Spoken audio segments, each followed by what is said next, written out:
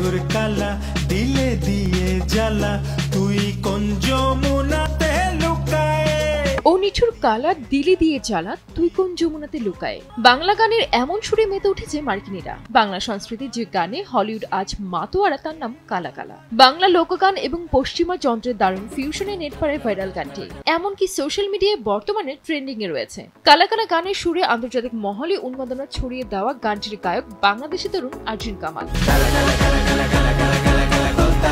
টানা এক যুগ ধরে যুক্তরাষ্ট্রে বসবাস করছেন আরজিন। দেশ থেকে হাজার মাইল দূরে থাকলেও বাংলা গান এবং দেশের প্রতি তার ভালোবাসা এতটুকু কমতি নেই। বিদেশি ব্যান্ডের সঙ্গে কোলাবোরেশনের মাধ্যমে ভিনদেশি শ্রোতা মহলে পৌঁছে দিচ্ছেন বাংলা গান। আর সেই প্রেম থেকেই গাইলেন জনপ্রিয় এই গানটি।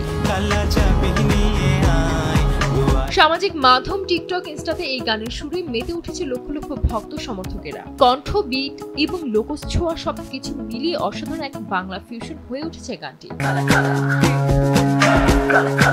ভাইরাল এই গানের বিষয়ে জানতে চাইলে আরজিন কামাল সংবাদ মাধ্যমে জানান, গানটি আমারই রচনা করা। একদিন হেঁটে যাচ্ছিলাম আর গানটি গাচ্ছিলাম। হঠাৎ এক ভদ্র মহিলা এসে জিজ্ঞেস করলেন এটা বাংলা গান।